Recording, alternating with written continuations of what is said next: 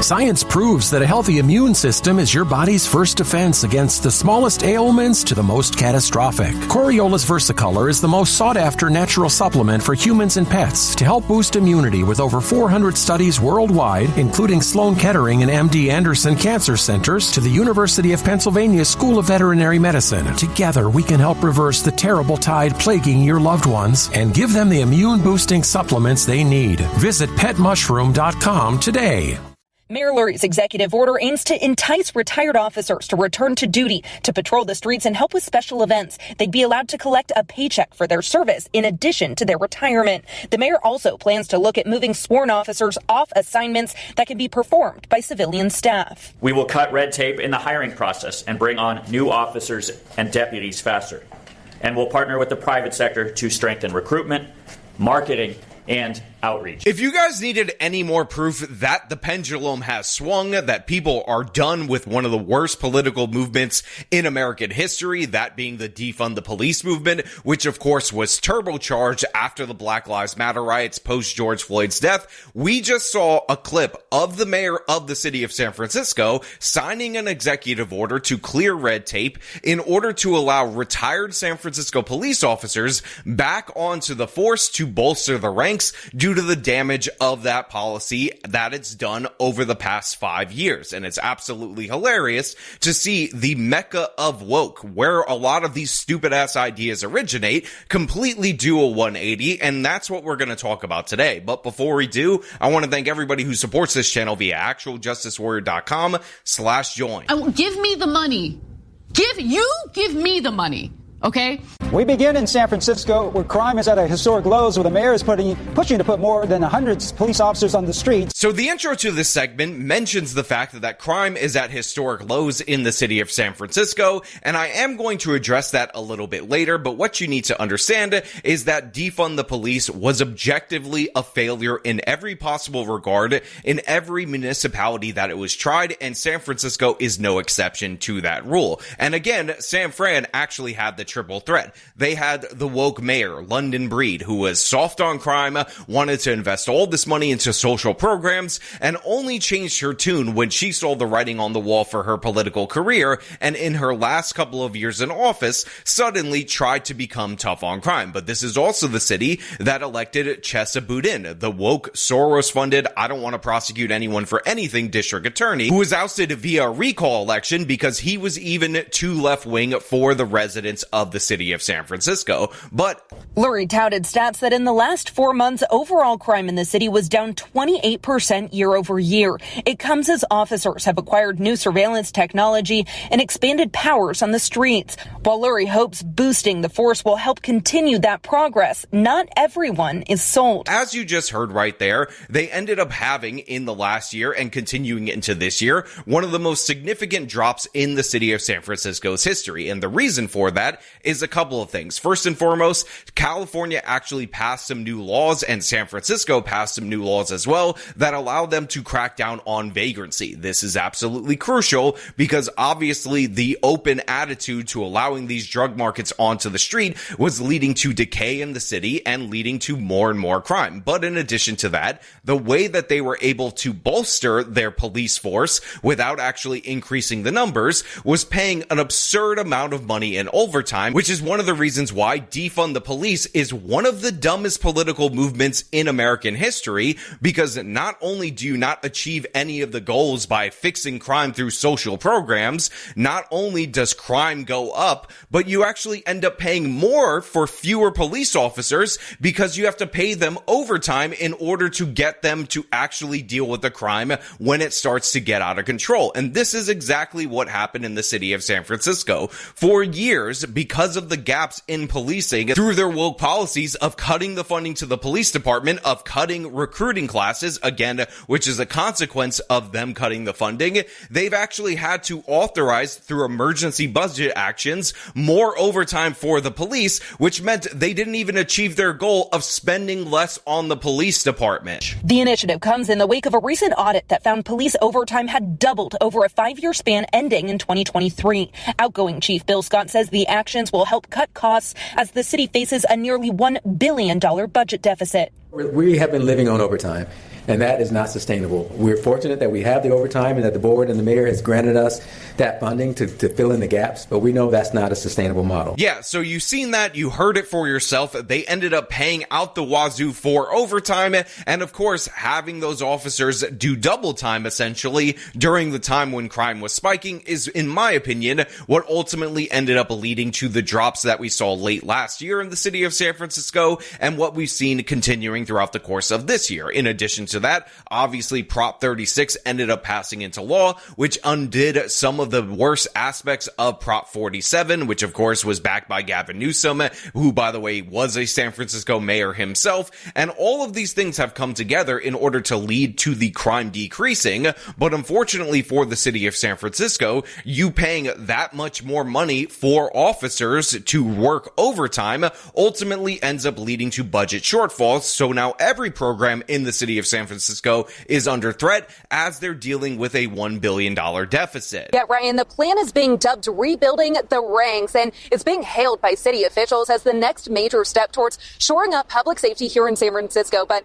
I spoke with a handful of people who question the need to hire more officers at a time when the city is facing a nearly $1 billion budget deficit. And this is one of the most hilarious things about this left-wing progressive policy, because the idea, the theory that was presented to us by these absolute idiots pushing this program was that you're going to take this money from the police that they definitely don't need, that they're definitely wasting, and you're going to put it towards midnight basketball and other woke programs, and that was somehow going to reduce crime in a way much better than the police. But in reality, when you pass these laws into action, when you actually make these cuts to the police department, officers go into retirement early, crime spikes, and then you have to put more money for worse results, so you're getting less bang for your buck. And that's really the issue at the heart of the mayor begging these retired officers to come back, because the overtime is so expensive, it's so absurd and over the top, that he's actually realized that it's cheaper to allow retired officers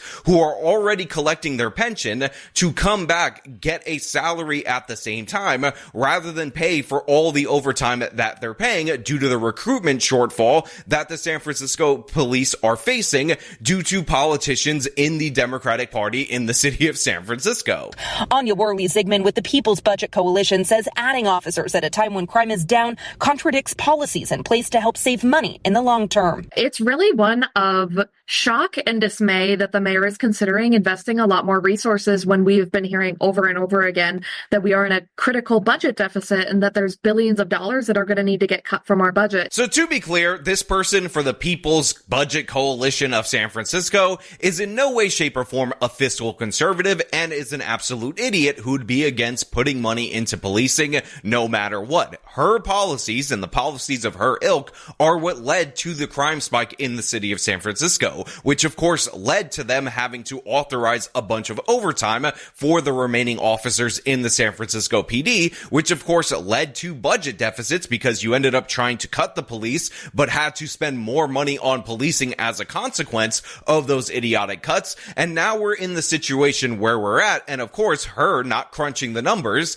being ideologically motivated, is now talking about how it doesn't make any sense at all to, hire on more police officers to entice people to come out of retirement in order to lower response times for petty crimes and also address some of the issues of overtime in the San Francisco budget. This is a one-dimensional thinker right here. She can't see past her own biases, and it's on full display for us in this particular interview. And what's absolutely hilarious is that this is the kind of person who would advocate for all these woke social programs, but guess what? They're not going to be able to afford those woke social programs due to the fact that they have to overspend on policing based on the idea that they should have prioritized those programs like she asked for in the first place. So she is exactly the kind of person who is the author of the city of San Francisco's peril, make no mistake about it, and her ignorance and absolute blindness is on full display right here. Although I do want to point out that there is a chance that this woke organization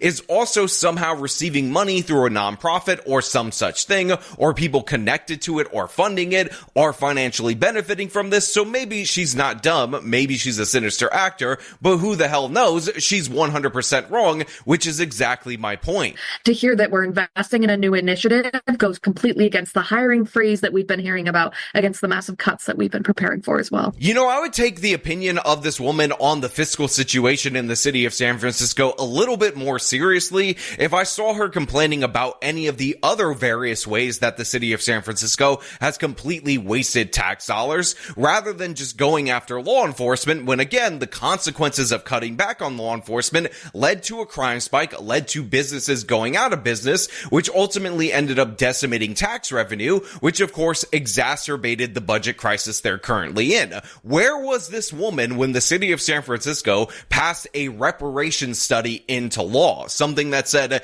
that San Francisco owed black people money. You know, that study that ended up listing out a bunch of absurd recommendations, like the fact that black residents of the city of San Francisco were somehow entitled to $1 homes in a place where mortgages and properties cost more than almost anywhere in the country. Where was this woman when they were offering a one-time payment based on the recommendations of $5 million to each and every black person, plus on top of that, inflation-adjusted salaries that I believe were minimum $97,000 per black person. Now, to be clear, none of those programs actually ended up getting instituted in the city of San Francisco, and one of the reasons why is that the baseline budget for just the beginning of this so-called reparations program would have been something like 50 times the entire budget for the city of San Francisco, if not 100 times their annual budget. But this woman didn't complain at all when they set up that dumbass reparations committee, which was a bunch of black activists, black professors, talking about how black people, coincidentally just like themselves, were owed millions upon millions of dollars for the crimes against the blacks that was committed by the city of San Francisco, which apparently was a part of the Confederacy, unbeknownst to all of us. And obviously that's an absurd proposition. This woman never complained about that nonsense. She never complained about all the money that was wasted on homeless services and initiatives. And we know at the state level, they wasted $24 billion over the course of 5 years, that they have no accounting for it. But make no mistake about it, the local San Francisco government was wasting tons and tons of money. If you guys will remember, they were actually spending in the city of San Francisco something like $70,000 per homeless person, and then they upped that spending, nearly doubled it to around $130,000. And the thing is, if you would have just given homeless people that money, that would have put them among the top earners in the entire country, and they would have been much better off than you giving them that money in needles and all these sorts of other problems. This woman was never complaining about how it costs $2 million to build a public toilet in the city of San Francisco, a number that was so embarrassing that an independent contractor tried to build one for the city for free, and that still somehow cost the city of San Francisco $300,000 just to get through their own red tape that they put in themselves. Again, for a toilet that was given to them for free. It might sound like I'm getting a little bit too angry about this, but it needs to be said to all these different organizations, all these nonprofits, all these different lobbying groups in the city of San Francisco, in the state of California, that they failed. They've gotten what they've wanted for a tremendous amount of time. They've destroyed one of the most productive states in the entire union, some of the most productive cities in this entire country, and they do not deserve to be listened to. We've seen people like this stand idly by, and sometimes in worst cases, go out of their way to support bad policies that led to the damn budget deficit in the first place, that led to the officer shortage in the first place, that led to the crime surge in the first place. And of course, this is why we're in the situation that we're in, where the city of San Francisco has finally produced good results with their criminal justice system, but it's costing way more than it should. And again, it's because of people like this. So honestly, do us all a favor, do me a favor personally, Sean Fitzgerald of the Actual Justice Warrior channel, and shut up. Stop engaging with politics. You're not good at this. You're ruining it. You're making this country worse. You are the problem, and people like you, people who advocate for what you advocate for, and let the adults actually correct the mess that you've made of the city of San Francisco. So yeah, this is where we're at. We have Democratic politicians essentially begging officers to come out of retirement, all based on the fact that these same politicians, in a lot of cases, instituted failed policy after failed policy that ended up driving the cities to the depths of hell. And for Lindsay, she hopes the expected boost in officers can also help improve the morale of officers already on the force. They're still people. They're not, they are police officers, but they are people, and they can only do so much. And as long as, if we can keep the crime down, great. But it is nice to know that there are more police officers out there keeping us safe.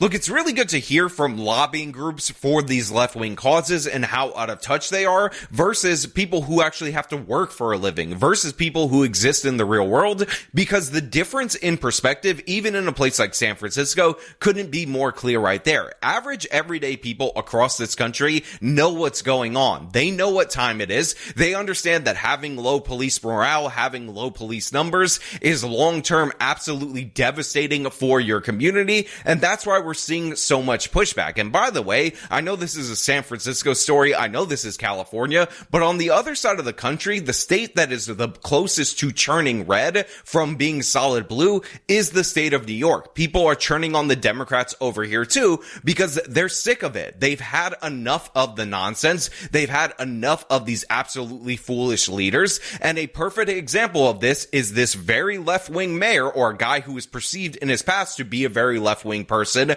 who became the mayor, is now churning it around and talking about bringing officers back. We're actually getting sensible proposals from Democrats, and that just goes to show you how bad the defund the police movement actually is, that it actually made insane Democrats move towards sanity. But you know what? Those are just my thoughts. I want to know what you guys think down in the comments below. As per usual, if you like this video, show them by leaving a like, subscribe for more content, follow me on the social medias, support me via the support links in the description of this video. This has been me talking about the city of San Francisco, begging police to come back. Till next time.